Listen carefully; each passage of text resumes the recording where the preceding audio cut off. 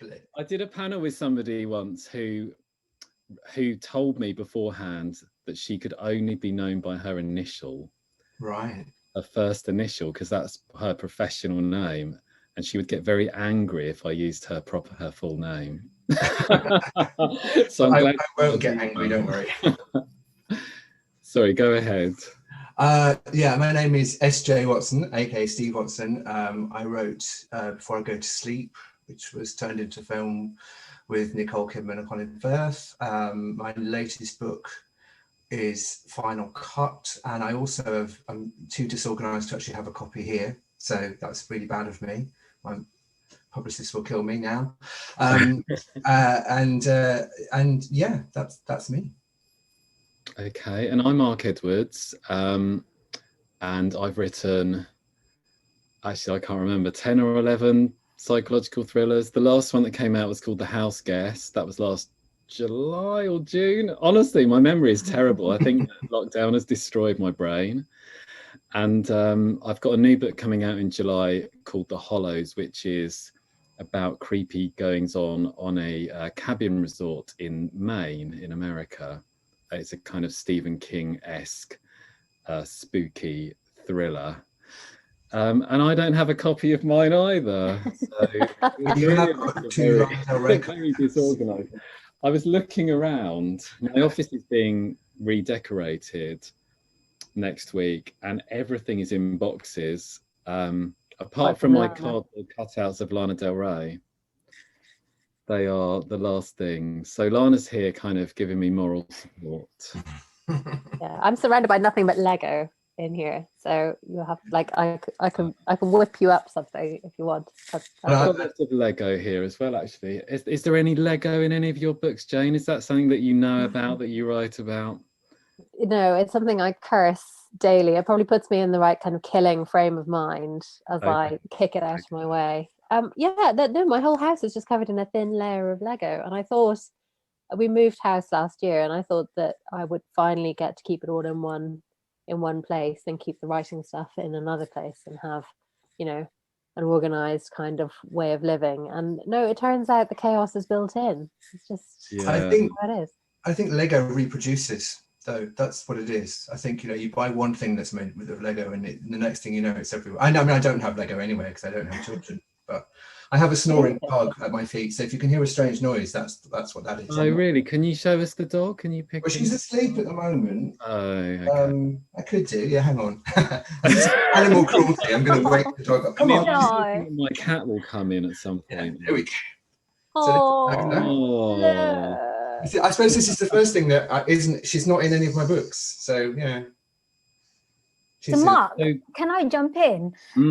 Obviously this panel is called Write What You Know. And I read ages ago, because I follow you on Twitter, and every kind of horror movie recommendation you make, I follow because I really trust your taste. But one thing I read about the Magpies was that it was based on your own nightmare neighbors. And I wanted to know a bit more about that story. Like what made them, if you're allowed to talk about them. Yeah, well, I can't say their names. No, obviously. I have no idea whether they know that this book was based right. But when years ago, God, it must have been 20 years ago, over 20 years ago, I lived in Hastings, which is where I'm from originally. And we lived in a ground floor flat, and there was a couple of people, I use people with inverted commas, lived underneath us. And they should have been living in a little cottage in the middle of the countryside with nobody around them, because they just hated having anyone living near them, especially above them. And they just did everything that they could to kind of make our lives a misery. They were constantly like banging on the ceiling. They were sending us letters. They would put cigarette butts under our door. They would send us hoax parcels. Oh, wow. They would give us loads of abuse when we went outside. And they used to they were accusing us of being noisy. One of the letters complained about the noise of the toilet brush thrashing around the pan. They would just complain about everything. And so that book was based on how much worse could it have been, and what would have happened if they'd actually been, well, psychopathic or murderous. So it was. You got a book out of it. So yeah. The book is a vastly exaggerated version of what happened. They weren't bugs. Someone's asked if they were bugging my flat. I don't think so. I don't think so. I really hope not. I mean, they said they could hear everything that we said and did anyway. So how long were you in that situation? A couple of years, maybe 3 years. Oh, wow. See, I see with my publishing hat on, I see there's like the potential for a Mrs. Hinch, Mark Edwards crossover, where you talk about like how to clean most aggressively and in a way that will make your neighbors feel murderous. I feel like there's definitely something there. Or how not to make your neighbors feel murderous. Yeah, I think very annoying ways to clean your toilet. I think I might be the one making my neighbours feel murderous. I've just moved to Brighton, so I now have neighbours for the first time in a long time. I was in a detached house before, and I'm just aware of how much noise I make just by I sing to the dog quite a lot. I'm not going to sing now, don't worry. But you can object to that. Sorry? When I was 14 or maybe 15, I was a very bad neighbour, and I played my music so loud that my next door neighbour actually came and threw a brick through our front window. And do you want to know what song I was playing? No 19 by Paul Hardcastle. It's very embarrassing. I wasn't playing anything cool. Well, that was cool at the time, though, wasn't it? I guess so. So, Kia, you're a lawyer and you write legal thrillers, so I guess you are writing. Well, actually, no, I'm not a lawyer. See, everyone thinks I am, which works for me, because hopefully that means that I've written my novels convincingly. Excuse me. No, so my novels are kind of two-sided, I would say. So the first is they tackle a kind of contemporary issue, but do so in a courtroom setting. So in Take It Back, for example, 4 young Muslim boys are accused of sexual assault by a white girl, and that kind of gives rise to racial tension in East London. And so whether you're talking about Me Too or kind of mob justice or racial inequality, those are things that I have experienced or have knowledge of. And so that aspect, I would say, yes, I'm very experienced of, and I'm writing what I know. But the courtroom setting, which, I love reading legal thrillers and I love courtroom dramas just because they're kind of ripe for high drama and tension. And so I just thought it suited the book so well. But of course, because I'm not a lawyer, I had to do tons of research, whether that was spending a week at the Old Bailey or roping in experts who I think between them answered about 300 questions, and I meticulously recorded everything in a spreadsheet and then kind of referred back to it again and again for the second one. So yeah, it's been a huge learning curve, but it's interesting. It's the genre that interests me most. So yeah, I'm still having fun, so that's good. Well, I should hope so. You're only on book 3. Well, all of you have written so many. I mean, I know you said you're not sure whether you're on your 10th or 11th, but I mean, yeah, I talk to me again in 10 books time, and I'll tell you if I'm still having fun. Yeah. Jane, are you still having fun? You're on book 11, 12, 13 or something, aren't you now? I've just been working it out, actually. I'm writing the 10th May Kerrigan at the moment. And I've done 2 standalones and 3 books for teenagers. So that's 15. Where did the time go? I'm not really sure.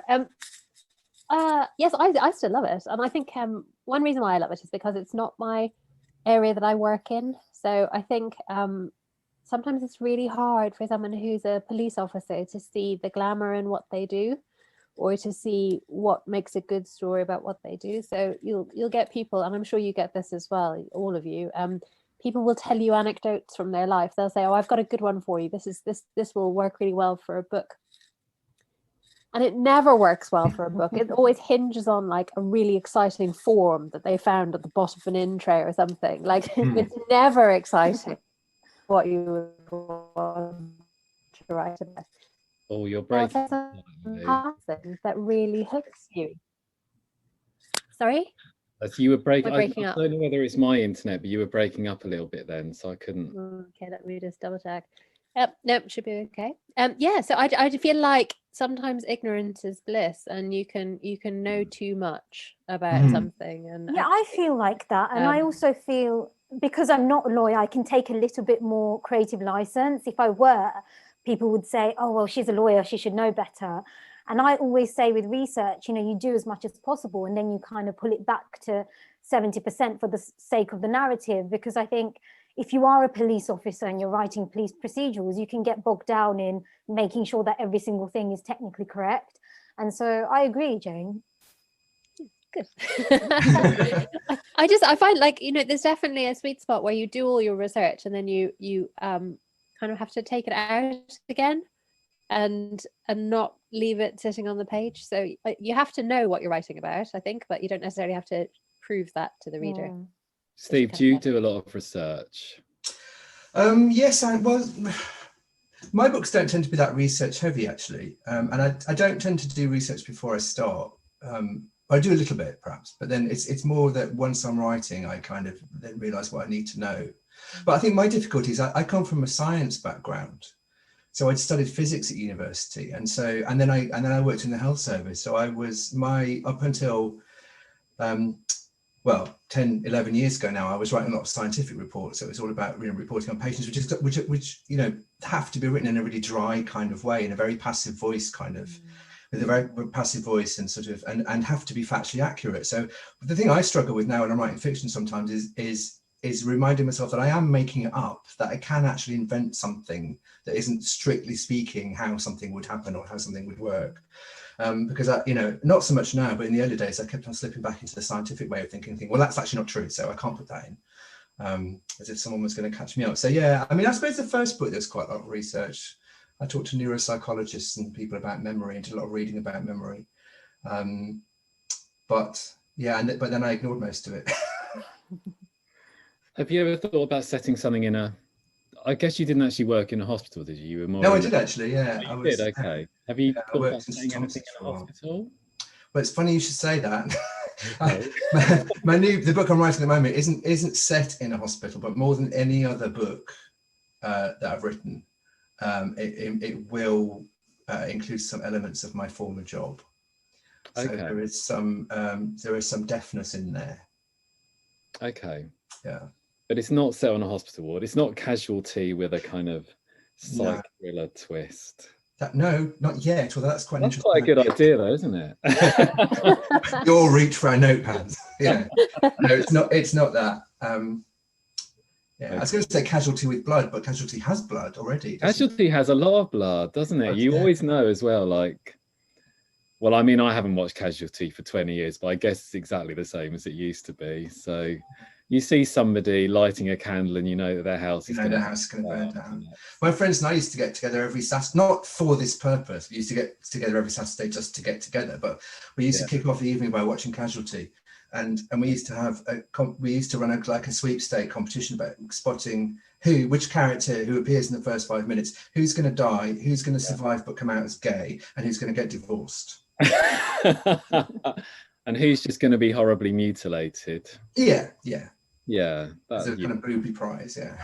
The thing with Casualties, I feel like there's definitely some episodes that everyone remembers, and then there's some that only you remember, and you start rambling on about them and people look at you like you're absolutely insane. But there were a few that I watched that, and I used to be a regular when I was, you know, probably a teenager. I think it was on then, wasn't it? And there were some that really, really, like, they were really shocking and upsetting, and I just don't think anyone remembers them now. I remember a squash racket in someone's neck. Do you remember that one? No, I don't. There was a squash racket stuck coming out of someone's neck. It's very sort of I remember someone falling through the roof of a factory in a particularly disgusting and disturbing way. And I remember a woman who had a petrified fetus that had basically turned to stone inside her. And that was what was wrong with her. And she ended up leaving because she wanted to keep it. Oh. It was a plot twist and a half. It was a really, like... No, I don't remember that one. As a souvenir, or wanted to keep it inside her? She wanted to keep it inside her. Oh, okay. Yeah. Dark. I mean, I think researching Casualties probably, like, that really is the sharp end of research, isn't it? Like, having to find new and disgusting ways that people are unwell. I never would have guessed that we'd be talking about petrified feces 20 minutes into that. Fetus, baby. I thought you said a petrified feces. That would be even weirder. That would be even weirder, yeah. No, she had an emotional connection, which I can understand why you were a bit like, you want to keep it. No. Well, there's another brilliant idea. Somebody bowels freeze or something in there. Yeah. Anyway, let's move on to talk about something else. Oh my God. Sorry, I need to clean my ears out. I was going to talk about horror. So, Kia, you mentioned that you're a big horror fan, aren't you? I am, yeah. All your recommendations. I was following you. Was it Halloween when you watched 30 horror films over 30 days? And so 31, yeah. I was scrolling away your recommendations. I love horror. My boyfriend hates it, and so he'll agree to watch something, and then halfway through he's just, with the pillow in front of his face. But yeah, I can't get enough of it, so I always pay attention to your recommendations. And would you think about writing horror? Or something like more? Yeah, I mean, I just don't know if I do it well enough. I mean, you have the greats like Stephen King, and you think, well, he's so imaginative. I'm not sure it would be my natural fit. But of course, if you want to, if I wanted to, there's that whole thing about genre. I'd probably have to do it under a pseudonym, so people don't get confused with the actual books, the legal thrillers that I write. And that's an interesting kind of quirk of our industry, isn't it? That once you write a certain type of book, you have to carry on writing that sort of book, and if you don't, then you have to use a different name. I mean, have you ever been tempted to write in a different genre? Well, I was going to ask that because I think I really love like apocalyptic fiction and dystopian fiction. I love anything where the world ends. Right. There's only a few people left. So anything from the zombies of like The Walking Dead to like Station 11 with a pandemic or something. Right. Although I'm not sure whether I could read Station 11 now. It seems too real and too scary. And so, yeah, I would love to write something like that, but I haven't come up with a really good... Well, A, I haven't come up with a good idea, like a strong enough hook, different enough. And B, as you say, you kind of... People want you to keep writing in the same genre, and you'd have to do it probably under a different name. Well, this is where initials can come in handy, isn't it? Because there's the Ian Banks, Ian M. Banks thing, so that's a possibility. Yeah, because he alternated, didn't he, between his mainstream books and his science fiction books. And the M wasn't really a cunning disguise. It was quite easy. Well, I think that's the thing, though. It doesn't have to. I think it doesn't have to be disguised as such. I think it's just a way of marking out a different genre, so people don't pick up a Mark Edwards book expecting to see, or rather, don't pick up a Mark E. Edwards book expecting what you normally do. So, is there a genre that you really love that you'd like to write that you haven't? Who's that? Me, sorry. Well, you or Jane, yeah. Yeah. Well, the same. I love dystopia as well, actually. So I'll fight you for it. but the same. It feels like what can you add that hasn't already been done? Because there's so many great dystopias, aren't there? So great dystopian books, rather. So yeah, but something like I always used to love sci-fi as a child, actually, which I kind of, when I was thinking about this panel, I was thinking that I said, is that something that I kind of that isn't in my books at all, but as a child it was sci-fi and fantasy that I read. So yeah, maybe one day. Yeah. And Jane, what about you?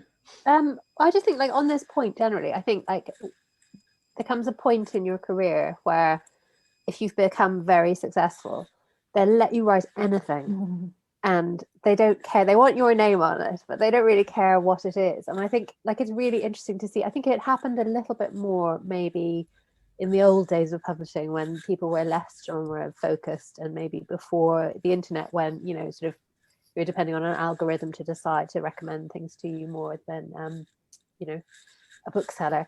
But like P.T. James did a whole dystopian novel.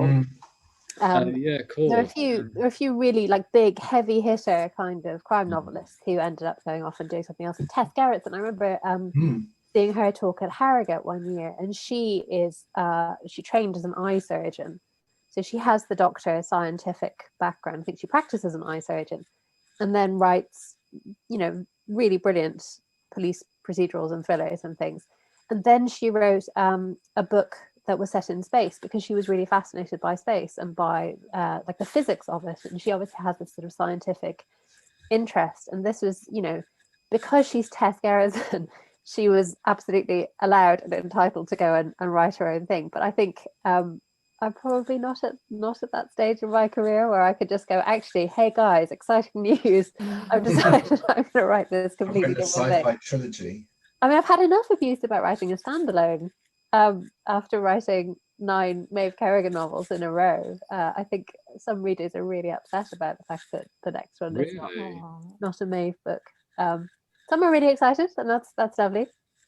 But yeah, it is. You can find yourself in a very comfortable little pigeonhole, and sometimes you don't really want to leave it. I am not a horror person, I have to say. I feel a bit left out now, but I'm not. I really find horror is tough going and not my thing. And if I was going to write in any other genre, it would probably be romantic fiction. I do love a romance, so that would probably be if I suddenly turn into Kevin Conroy's asked if you're going to write that Regency novel. Is that not anytime soon, Kevin? By the way, if you're watching and you want to leave a question, there is a Q&A box that you can use, and then as we're about halfway through now, so in a little while we'll turn to some of the audience questions. There's a few in there at the moment, so please leave some more. God, what have I done? I think I've clicked the wrong button anyway. I've lost the chat. Here we go. Someone has just said very nicely, I agree with Jane, which I love, but I've no idea which bit by rambling they agree with. But like all of it. All of it. Yeah. Yes. And so we were talking about jobs earlier. Have any of you had like a really weird or terrible job that you would either love to put in one of your books or maybe avoid like the plague? Yeah, I mean, my degree's in computer science, and so after graduating, I worked in tech for a couple of years. And actually, my first job was really brilliant. I worked at a medical research centre, and then because I always wanted to be a writer, I took a 50% pay cut to join the magazine's editorial team. Again, loved it, freelanced after that for many years, and then I needed to get a mortgage, and of course on a writer's salary back then I just couldn't afford one. So I thought, well, I've got this skill set, so why not just go back to the corporate world for a while. And so then I joined, am I allowed to say their name? Yes, I am. I joined Accenture, the management consultancy firm, as an analyst, and I lasted 6 weeks. It was horrible. It was just, it was everything wrong with the corporate world. The training period was great. They seduce you with a golden handshake. They take you to Chicago and it's brilliant. And then you're put on project and it's copying one cell to another, copying one thing from an Excel spreadsheet. And then there was just so much competition as well. So that aspect I might put in a book, the kind of inherent competition and dog eat dog aspect of the corporate world.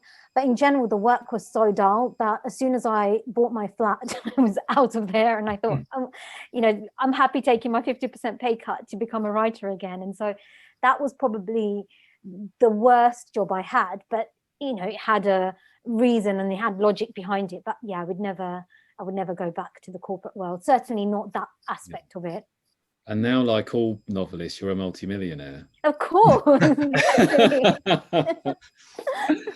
That's the natural trajectory, isn't it? Oh dear. Yeah, exactly. Yeah. First book deal, you're pretty much guaranteed to be as rich as J.K. Rowling. Exactly. Yeah. I think that's what some people do actually think. Well, funnily enough, my best friend, last time I saw her, which was, obviously a year ago now, she said to me, "Oh, you're loaded now, aren't you?" And I said, So yeah, I think it's a very common misconception that as soon as you publish a book that, obviously the Society of Authors, I think the median wage is £10,000 a year for an author. And so, yeah, I said to her, in short, I'm not loaded, no. No, no. So, Steve, apart from working in the NHS, have you had any weird jobs or anything? I thought you were going to say, am I loaded? Well, we know you're loaded. Everything is relative. Everything is relative. I'm no J.K. Rowling, you know. I've decided my next book. I think I want lunch boxes and I want and an amusement park, but there's not a Christine Lucas amusement park on the road. No, I've been really boring in terms of my working life. So I worked in a bar or in a pub. And then I worked in the health service, testing hearing and balance, and then I became a novelist. So yeah, all very dull, really. I once made a member of the royal family sick, but I'm not allowed to say who. Oh, that was in my professional life. Prince Andrew gave him a pizza. No, I'm not going to even give you a clue, but it's no one. But yeah, I was. I used to work with balance problems, and I used to my boss did some private work, so she asked me to help out, so I was doing the tests, and there's one test in particular which stimulates the vestibular system, the balance system. Yeah, and yeah, that's my claim to fame. Wow. Really That's boring. such a shame that you're not allowed to say who it was. Well, I mean, I'm sure it's Prince Andrew, and it's no one at that level. It's like Was it somebody who could or could not sweat? Well, they didn't mention that actually. We didn't go to Pizza Express afterwards. That's right. Okay. Yeah. Okay. Jane, have you had any good funny jobs? Really tedious, and I worked in publishing, which all publicists' ears droop when they hear that your job was in publishing, because no one in publishing is interested in publishing. I worked in children's books, and I worked. Cool. I think Jane's froze. Oh no, you're back. I'm back. I'm sorry, I don't know what's happening with my internet. It's so annoying. Anyway, I worked in a very small publishing company, and it was full of really interesting characters, and it was near Lincoln's Inn Fields, and I've used loads of people from that place, and I've used the settings, and I've used all kinds of things in various books. So yes, I've absolutely ransacked my past, but you'd never know it from the actual books, I think. Would you set a book in the world of publishing? No, again, I think it comes back to what's familiar to you. It doesn't seem that exciting to me. And also everybody would think that you were settling scores. Yeah. So, because I love books set in publishing, and I don't know whether that's just because I'm obsessed with writing and publishing and so on, or whether it's interesting to the general public, whether it's an interesting world. Because I wrote a book, one of my books, The Devil's Work is set in the world of children's publishing.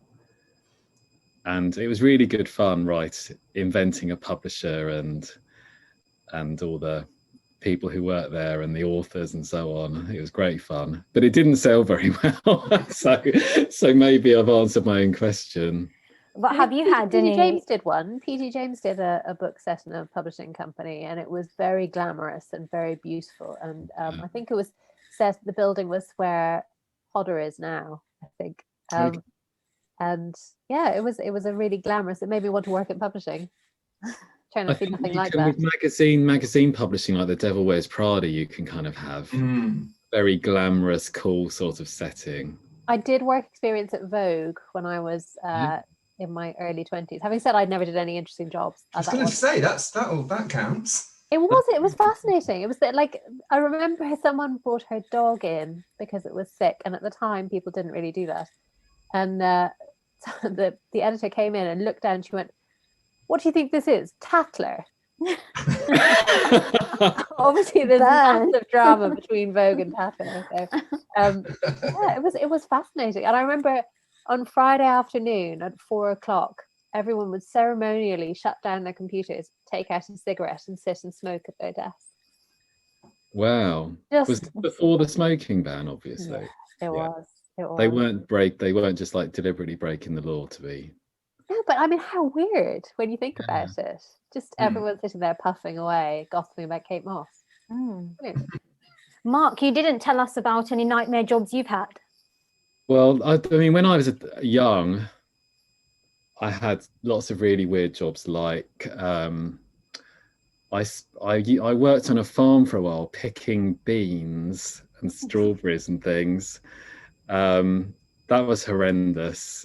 And I worked in Perfect Pizza, serving pizzas and cutting pizzas and eating pizzas. I basically lived off pizzas. Like, it's all I ate because I couldn't afford it.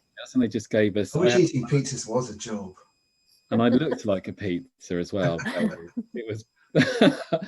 And I worked in Japan for a while teaching English to. Oh wow. To, well, like everyone from salarymen, as they call them, to bored housewives, to teenagers, to children.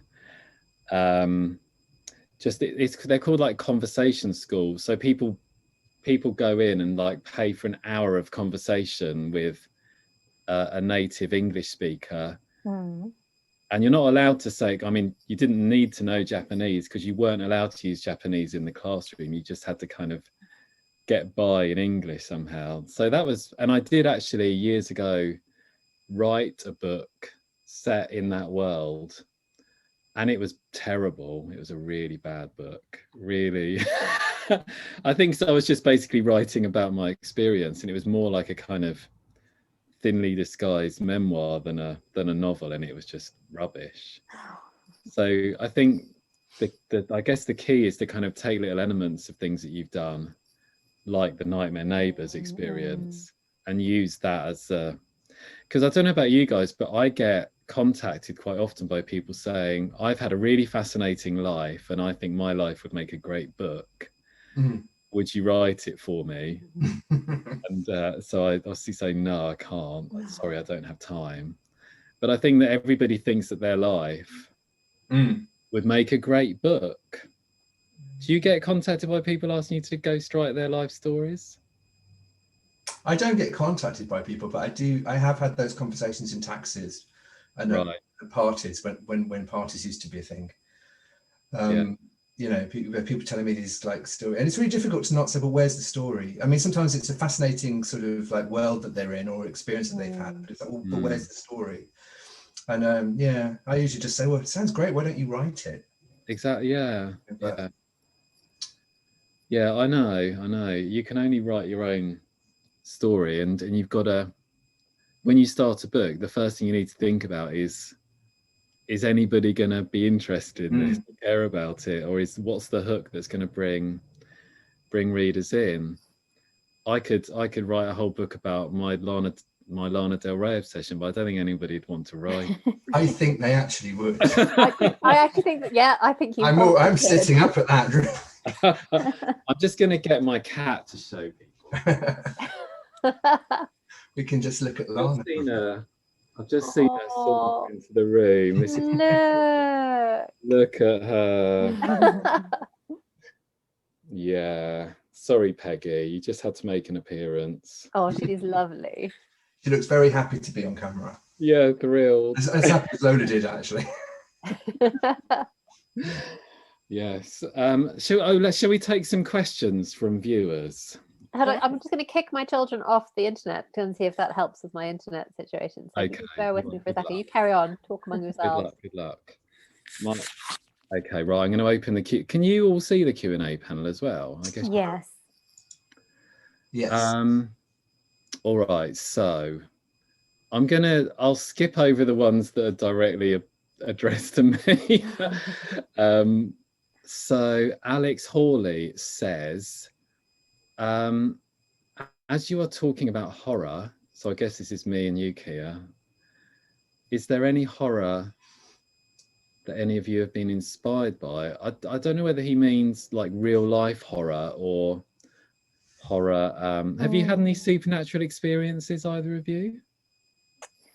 No, I'm very much of a skeptic, but I come from a family of people who will text me and say, oh, a very effective defense against the coronavirus is to wake up at 6 o'clock and drink 3 glasses of water, and that sort of thing goes on in the group chat. So I'm always a skeptic, telling people, oh my God, to I mean, not quite that, but along those lines. My sisters are very much of that belief system where, I wouldn't normally believe this, but a friend of a friend of a friend said that it worked for her, and so I'm going to try it.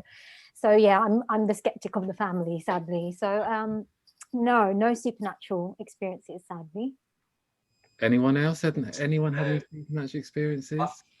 My standard line is I don't believe in all of that stuff, but the fact is it terrifies me.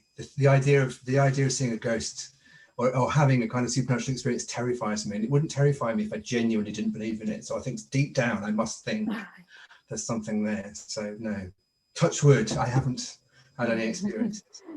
Okay. I definitely believe, we're talking supernatural things, I definitely believe in them. I'm very kind of open to the idea. I was once at Hampton Court and felt a really chilling sense of dread, but I was also hungry. So it could have just been hunger, that I was just ravenous, and that was, but I really properly had I had to go and sit down. I felt really gloomy and depressed, and I think Hampton Court is supposed to be one of those very haunted places where even people who are psychically deaf pick up on something. So yeah, interesting. Okay. Well, someone has asked, this ties in, I'll do this quickly. It says, I might be misremembering this, Mark, but don't you have a hidden door in your house somewhere? Well, there's a secret room underneath our house. Oh, I saw that. Oh God, it's so creepy.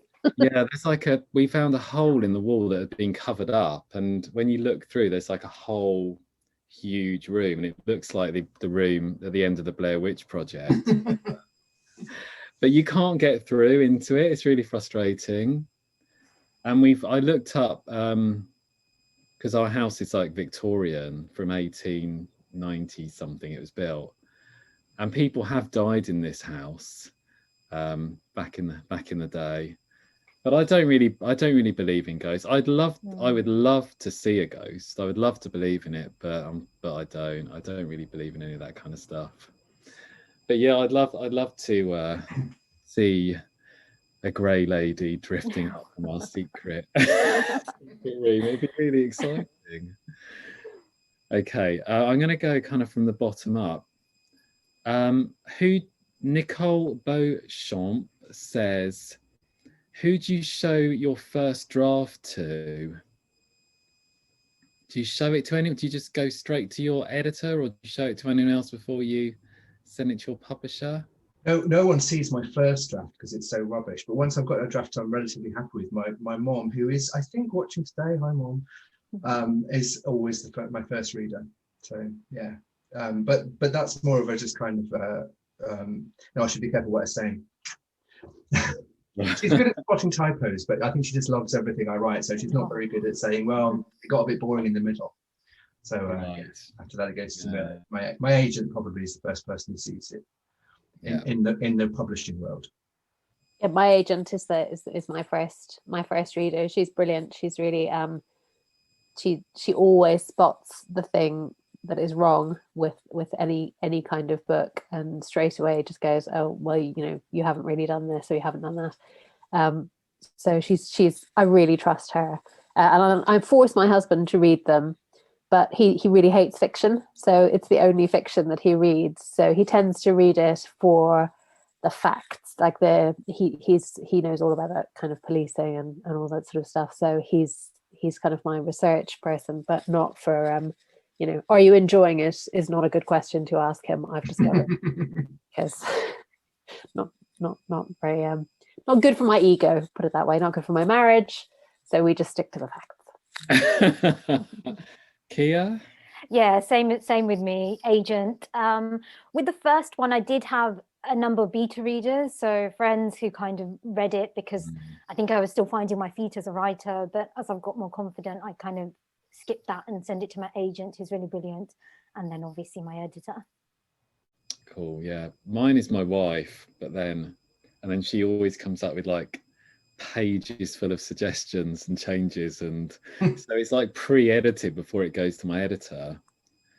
But yeah, she's good at spotting problems, and I can always tell as well whether it's good by how quickly she reads it. If she's taken ages to read it, then I know, there's a problem with this book.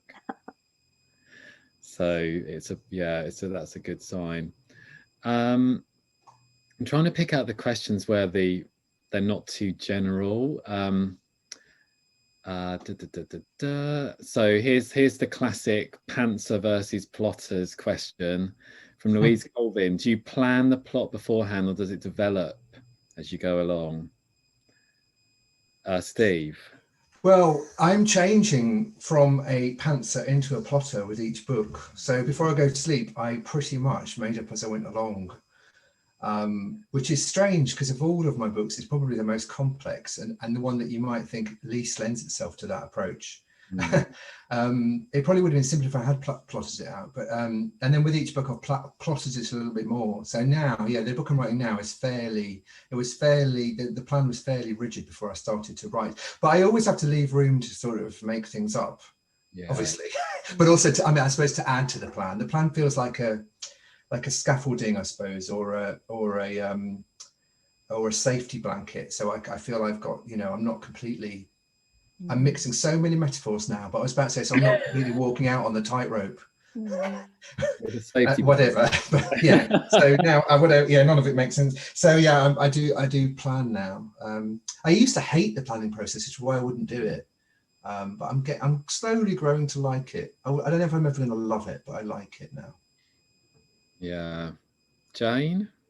I try to plan. It doesn't always work out that way. I always think I've really nailed it, and then you get to copy edits and it turns out that everything happens on a Thursday and you actually forgot to put in any timelines are the worst. Hits. So I do plan out. I like to kind of have some idea of where I'm going, and I like to know that there's enough in a story to fill a whole book. I always really worry that it will end up that I'll just run out of story. So I like to sort of feel I know how I can divide it up into chapters. Yeah. Kia, how about you? Yeah, I'm definitely a planner, and so I'll need a very kind of high concept or very strong kernel of an idea, and then I'll build the plot out. But chapter to chapter, I definitely know what's going to happen. I know how it's going to end. If there are any twists, then making sure I kind of season the clues throughout the narrative. What I'm finding quite difficult now, actually, and you guys will be used to this, is I'm contracted to write a book a year, whereas before you could allow the story to breathe in your head for 6 months, and that's the ideal. Maybe my comfort zone is kind of one every other year, because I like to kind of just cogitate on an idea. Whereas now, my next book is due in September, so I need to make sure that I'm not going down any blind alleys, and to make sure that everything is planned, and I know that I'm not going to get to 2/3 and think, oh gosh, this isn't going to work. And so that's slightly different to certainly my first book. But I guess that's part and parcel being a career author, and if that's what I want to do, then I've got to get used to planning. You've got to get used to panicking as well. Isn't that's just part of the job, isn't it? Yeah, exactly. The cold sweats, the angst, the gnashing of teeth, and the wailing as you realize I think it was ago that your book is terrible, and this is the book that's going to kill me. That's David Nichols said you always forget how to write a novel, and I thought, God, if David Nichols still hasn't nailed it, then there's no hope for the rest of us. But no, I think you're making it up every time, aren't you? You make it up as you go along, in every sense of the word. You're trying to it's very hard. There's always a point where I look at my old books thinking, how did I do this? And I'm reading through them trying to remember how I wrote a book before, because I've just completely forgotten. And but also the editing process, I think that's the thing. Like, I know we all talked about our agents, but like the agent sort of helps you to get it to the editor, but then in the editorial process you can find yourself changing so much, and you almost forget where you started, but when you look back at what you had and what you originally sent them, it can be quite different. So they can fix this, they can help you. Oh god, it's so the editing, if it wasn't for my editor, my books would be terrible. Have you had the same editor? They wouldn't, Mark, but have you had the same editor all the way through, or have you? Most of them. Yeah. There's a couple where he wasn't well and he couldn't do them, but he's done all of the others. Yeah, apart from the Magpies was basically self-edited, but the rest of them have all been. I've got an editor in Seattle who does all my books, and yeah, he's great. Okay, right. Let me just skim through these questions. Has anyone ever got something so wrong in a book that readers have pointed it out? So have you ever made a big mistake in a book that? Yes, and I haven't forgiven myself. Still angry. That's what it is. I got in trouble once for saying that I had a character that was a collie dog, and someone became really abusive about it because I said that the dog was nervous, and apparently that's an absolute cliche and not true, and you can't say that about collies. They're lovely and sane and by no means mad. And yeah, she made me feel that she certainly wasn't insane. Yeah, that is a bit of a random one.